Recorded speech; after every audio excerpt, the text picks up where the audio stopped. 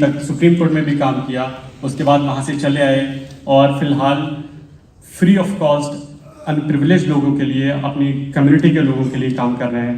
मैं सबसे दरख्वास्त करूँगा कि उनसे बात करें।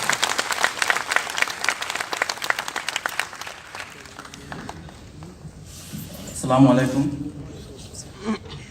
Respected chief guest, distinguished speaker, faculty members, teachers, and my dear brother and sister. Firstly, I would like to thank Aligarh Muslim University Student Union, particularly my brother Firdaus, for organizing this convention on a subject where there is a lot of misinformation. Now, like Sir has explained that even he was told that are you a Bangladeshi? So the general narrative is that there are millions of Bangladeshis in Assam. This narrative has even accepted by many constitutional authorities, sadly. So to understand the ground reality, I would just like to quote few numbers. The migration history. Sir has explained that in the Barak Valley, which is in the southern Assam, where the migration didn't take place. In fact, the Sylhet, which was part of Assam, after partition, it went to Bangladesh. So migration was never an issue there. Migration happened in lower Assam, in western Assam, around Guwahati. The migration started in the latter part of the 19th century and it escalated after the partition of Bengal. The migration was mostly encouraged by the British government to increase their revenue because there were a lot of barren land, uncultivated land, and the Britishers thought that the Bengal, subsequently East Bengal, which was overpopulated, the limitation of cultivation of land have reached there. There was a zamindari system, so they thought that these hard-working peasants, mostly Muslims, should be brought here and settle here.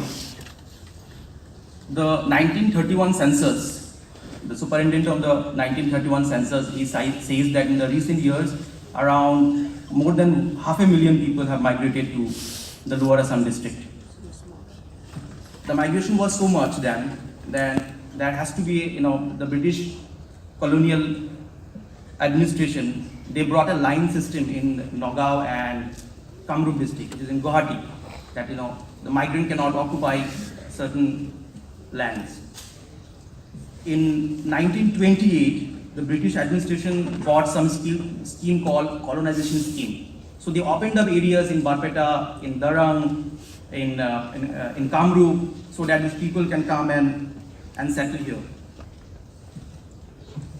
Our first president, Mr. Rajendra Prasad, he writes in his autobiography and he narrates about his experience of his tour in Assam. So the 41st Congress session was held in Guwahati. It was Guwahati then, Guwahati now, in a place called Pandu in 1926. So immediately after that Congress session, he toured Assam. And in his autobiography, published by the Penguin right now, page number 250 to 253, he writes, "In my tour of Assam, I found large tracts of uncultivated land in Nagaon district." So he was crossing the Nagaon district, where the Navy is situated. There were no signs of human habitation for miles around, except few huts here and there. There was no shortage of water and land was covered by green foliage. There was no sign of land ever having been plowed. I was told that there was plenty of such land in the provinces, and according to the law of the land, anyone who brought the land under the plow and settled there became the owner. He writes, the adjoining Mymensingh district of Bengal is thickly populated area. Many Muslim families migrated from Mymensingh to Nagaon and settled on the land, and when they began cultivation, became its owner. As more and more unused land came under their plow, the ratio of the Muslim population began to rise. When I heard all of this, I had an idea.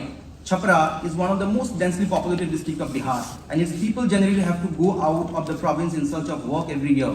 Thousands of people go to Assam and work as a laborer, and after earning some money, return to their homes. They never thought of settling down in Assam. I saw Biharis and men from Chhapra almost everywhere in Assam. I thought that if instead of just going to Assam to earn something and returning to Chhapra, they permanently settle there on the land there, not only would their future be assured, but also the pressure on the land would be reduced in Chhapra. I sounded the Assamese on this subject and they welcomed it. They told me that they liked the Bihari laborers and did not like the people from Mymensingh, whose treatment of the local population was far from satisfactory. Some thought it better to have Hindus of Bihar than Muslims of Mymensingh. The communal feeling was uppermost in the minds then, and Assam was no exception. They welcomed the idea also because by themselves the Assamese were unable to bring the land under their plough. But the influx of the Muslims from Mymensingh was upsetting the population ratio, and the Assamese wanted to retain the majority in the Brahmaputra valley. The influx of the Mymensingh would be countered only by allowing Bihari Hindus to settle on that land. So this is what our first president writes about his experience in the year 1927, immediately after the first 41st session of the Congress. By 1931, the Bengali-speaking people were twice the Assamese-speaking people in Assam. That is also because of the reason that Sylhet was part of Assam then. In 1937, the Muslim League had a government in Assam under Sir Syed Sadullah. Post-partition, the first census, 1951 census. According to that census, the Muslim population of Assam was 24.7%. And today, these are the people, their grandchildren, their children are accused of being illegal migrants. Immediately after the independence, there were communal riots. A lot of people there was a reverse migration. Many people talk about it, but there was reverse migration. People were arbitrarily thrown out of the country in the border of East Pakistan then. But around 53,000 people were apparently brought under the Nehru-Liaquat Pact. The government report says that 192,000 people were deported then. It was not, deportation means, the country of origin should confirm them. They were arbitrarily thrown out. So because there were a lot of arbitrariness, without any judicial process, people were being thrown out of the country then. So the government fears that could be international attention, international media attention would be there. And this is, I quote from the white paper published by the Assam government in 2011. The government thought that that could be bad praise internationally. We could get a bad name that after partitions Muslims are being persecuted. So they thought of bringing a judicial framework, and they brought 1964 Foreigners Tribunal Order under a Colonial Act, 1946 Foreigners Act. So under this Foreigners Tribunal Order, they set up 4 Foreigners Tribunal initially in 1964. And the Foreigners Tribunals are just like court. There is a member who should be judicial member, but now lawyers are appointed there. Then there were judicial members. They should be the member of the chairman of the tribunal. And it's just like court, what evidence law, everything is applied there. There will be full-fledged trial. So then one kind of cases is to go to the tribunal. Now there are 2 kinds of cases which goes to the Foreigners Tribunal. Now I am giving this background because we all are talking about Citizenship Amendment Bill, NRC, but we don't know what exactly is happening before this. How people are being declared as foreigners. So there is something called Assam Border Police Organization. Now this is not the border security force. They don't stay at the border. In every police station of Assam, there is this Assam Border Police Organization, one investigation officer, constables. Their job is to stop the influx. Now they basically should scan the area under their jurisdiction, and if they come across any suspected citizen, they should ask for a document. And if they cannot provide citizenship document, they should give some time. And if they still cannot provide those documents, they will be accused of being illegal migrant, of illegally entering into India post 1971. Now, what happens on the ground is any person can be accused of being an illegal migrant arbitrarily. Sir was talking about migrant laborers, people from Dhubri, from Barpeta, even my cousins, my extended family cousins, they also come to Guwahati to work as a daily wage laborer, as rickshaw puller. They go to Jorhat. Mostly these people are the target. They will go to the rented accommodation where they stay. They will ask, they will just take their name and address of the permanent address and also the rented accommodation address. And they will say that we are just doing a survey. And one fine day we will receive notice from the foreigners tribunal. Arbitrarily, you can be accused of being an illegal immigrant. There is no investigation whatsoever. I have met people who were actually approached by the police, and they say that, we were called to the police station, and they said that we are making a record of people who are staying as a tenant around our police station. And one fine day you will receive a notice. The process is so arbitrary. I'm sure you have all heard about an army officer called Ajmal Haq, right? This person, Mr. Ajmal Haq, he worked in the Indian Army for 30 years. And one fine day he received a notice from the tribunal saying that you come before the tribunal and prove your citizenship. There was a national outrage. Everyone was reporting about it, and the government came under the pressure. The Assam Police Director General of Police and the DG Border Police, they called a press conference and they said, out of embarrassment, that this is a case of mistaken identity, and the case was dropped against him. Now, if this is a case of mistaken identity, why was his wife accused of being an illegal migrant? Why was his sister-in-law accused of being an illegal migrant? They received the notice, they appeared before the tribunal, they underwent the humiliation process of the trial, proving their citizenship, and they were finally declared as an Indian citizen. They were accused of being an illegal migrant. Now, I was in a village recently. The person now he is working as a Naib Subedar, Shohidul Islam. In that village, there are full of army officers. 6 family of the army officers have received notice. In his family, his brother who worked in the CRPF, he have received notice. His mother have received notice. That case is still going on.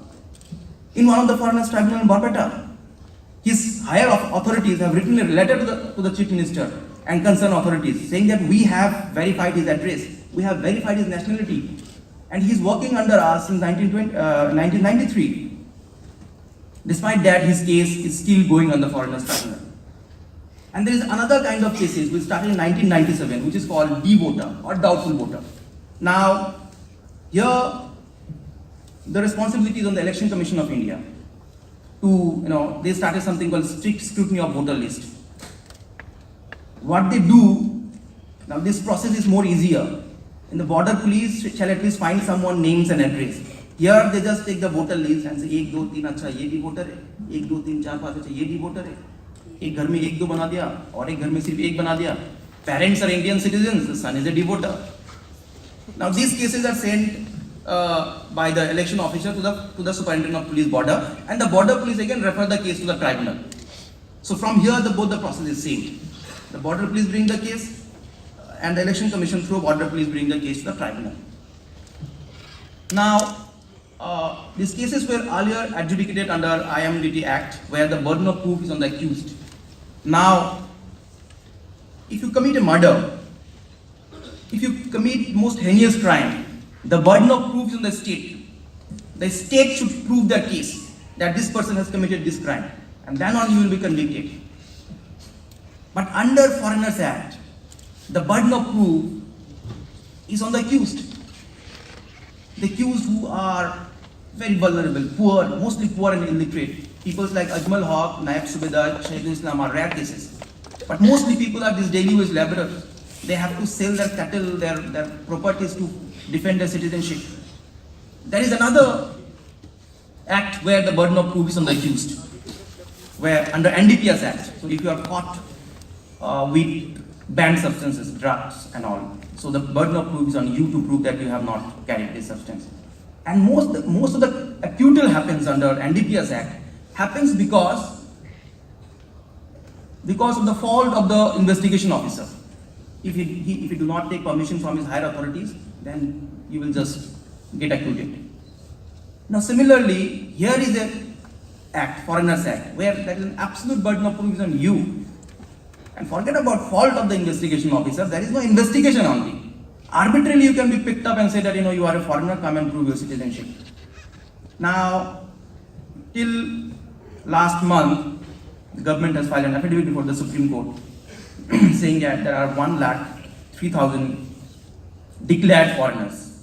Basically, these people who are sent referred by the Border Police and Election Commission, they are declared as foreigner.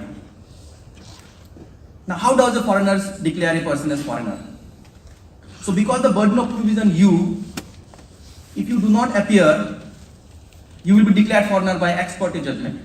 So, in your absence, you will be declared a foreigner.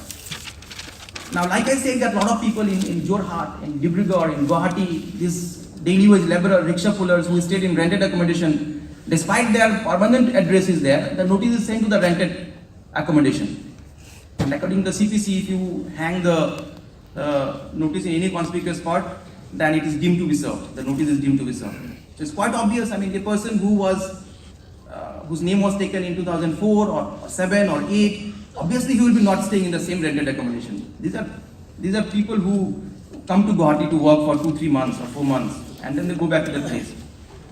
So by December 2016, some 26,000 people were declared foreigner by ex parte judgment.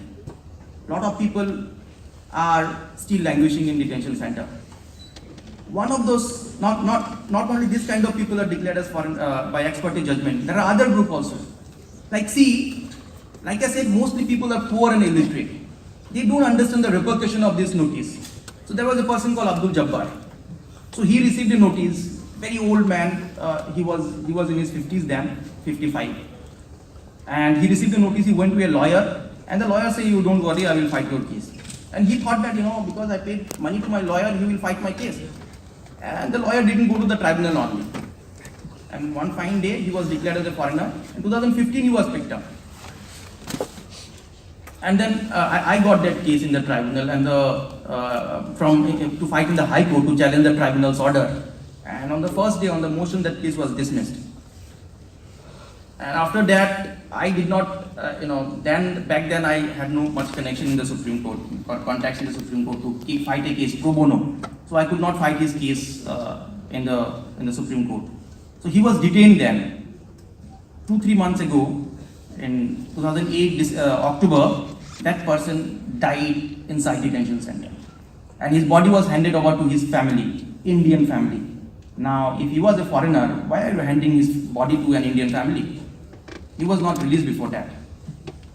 So, if you appear before the tribunal and contest the case, there are possibilities now that mostly you could be declared as a foreigner. After 2016, after this government came to power, most of the people are declared as foreigner. Now, you have to give documents before 1971, voter list of 1966 and subsequent voter list till now. Basically, your name to link your name with your parents or your grandparents. Now, it is not about lack of documentation. It is about how the tribunal appreciate the documents. And I will give some example. Recently, I was drafting this case where the father name was Akbar Ali in 1966. 1970 it was Akbar. 1979 voter list it was Akbar. The A after AK was not there. And in one voter list it was Ali Akbar. Same village, father name same, Yasin. At one point it was Haji Yasin because the father performed Hajj.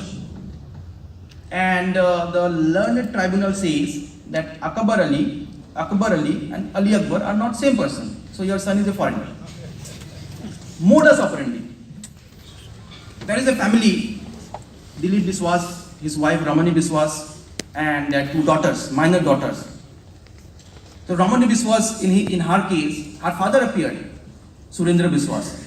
But in some document it was Suren Biswas, in some document it was Suresh Biswas. But he appeared and he said that she is my daughter. The learned tribunal says that Surendra, Suren and Suresh is not one and same person. Your daughter is a foreigner. Since 2010, entire family is in detention center.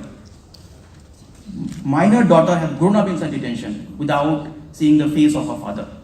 Since 2010. So this is how people are declared as foreigners by the tribunal. And also, there are a lot of lawyers because of their mistakes also. They don't write a lot of things in the written statement. People are not very competent. Lawyers are not very competent in the tribunal level. That is also one reason why they cannot get a good legal representation and they end up losing their citizenship. And when you are declared as a foreigner, the law says that you have to be detained and deported. Now there are 6 detention centers in Assam right now. And 823, these so-called declared foreigners are detained inside detention. Now they don't have right to parole. They don't generally inside jail. If you are a convicted foreigner, you get a daily wage. So you will be given some work and then you can earn some money from it. The declared foreigners are not entitled to that minimum wage. And even if your family member dies, you will not be released on parole. And because every day the detention centers are getting crowded, so the space is also very less. Now, a petition has been filed by Mr. Harsh Mandar to end indefinite detention and to improve the condition of the detention centers. Now, the Honorable Supreme Court asked the Assam government that how many people have you deported till now? And since 2013, this deportation process started. And they said that we have deported only 4 people. Because for deportation, the country of origin should confirm that person's nationality. Now there is other set of foreigners who are convicted foreigners, who are actually Bangladeshis, who come across the border or their visa period get over. Now these people are easily taken back by the Bangladesh government because they belong from Bangladesh. But these declared foreigners, their country of origin is India. When you declare people saying that Akbar, Suren, Suresh is not same person, how do you expect other country to accept this person, these people? That is what, if a person declared as foreigner loses his case in the High Court and the Supreme Court and he or she is in detention, so then that will lead towards indefinite detention. Like what happened to Dilip Biswas and Ramani Biswas. Their case has been dismissed with the Honorable Supreme Court. Now if Honorable Supreme Court do not release them, they will be under indefinite detention. And there is no sight of getting released. So this is how, apart from NRC, there is this framework to declare people as foreigners. And I am very new into this profession. I joined in 2011 and fighting these cases in 2014. I have not come across any so-called foreigners till now. I am sure sir have also not come across any foreigner till now.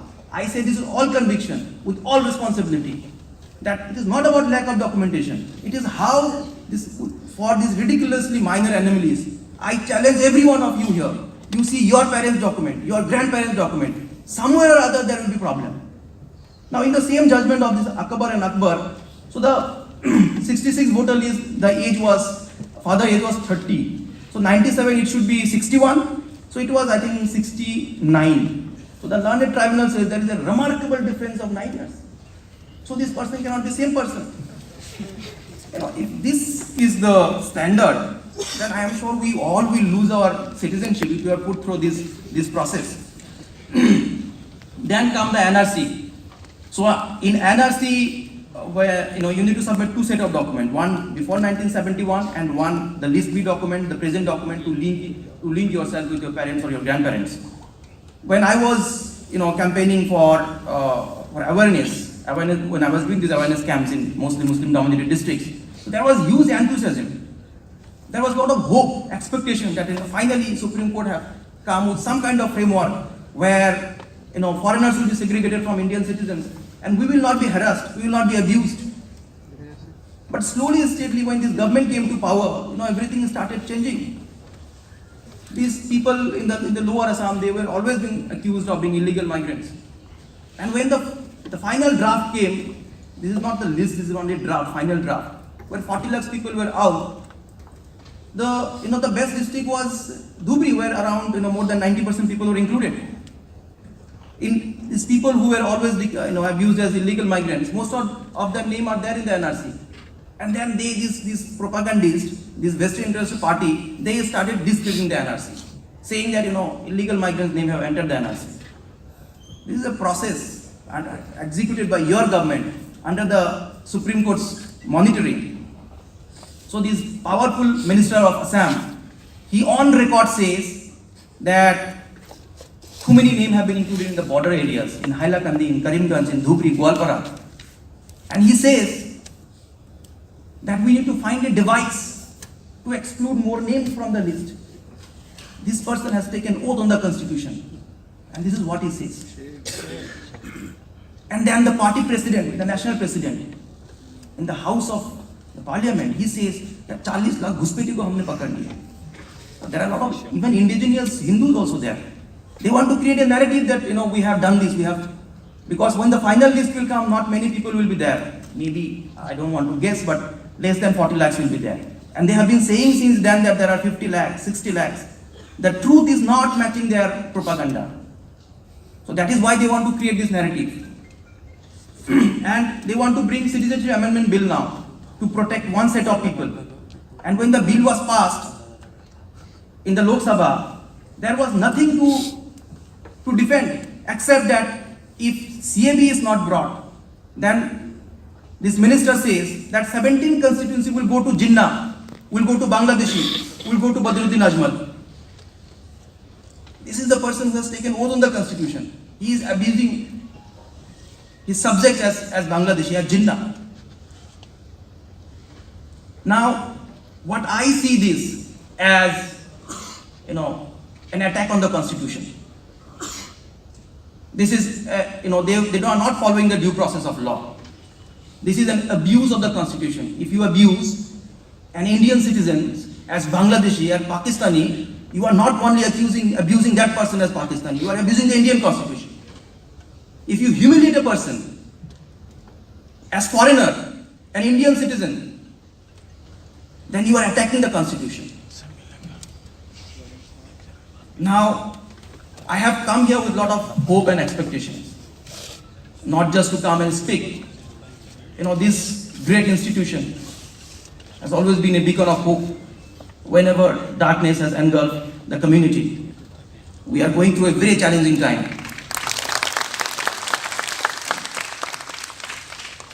So I sincerely hope that we need more good lawyers. Aligarh Muslim University Faculty of Law is one of the most excellent institute in this country. We need more lawyers who want to work for underprivileged people. We want more bureaucrats. Yesterday, the UPSC result has been announced, and from Minto Circle, a student, he got 3rd position, Mr. Junaid Ahmed. We need more Junaid Ahmed. So that is my hope. With this great hope, I end my lecture. Thank you very much. Thank you. Thank you very much, sir, for enlightening us. And